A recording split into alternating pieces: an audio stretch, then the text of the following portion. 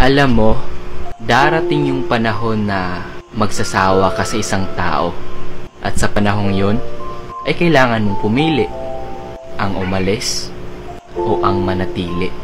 Pero gusto ko lang sabihin sa'yo na maraming relasyon na nagtatagal hindi dahil sa masaya lang sila palagi, hindi dahil sa wala silang problema, at hindi dahil sa mahal lang nila yung isa't isa araw-araw.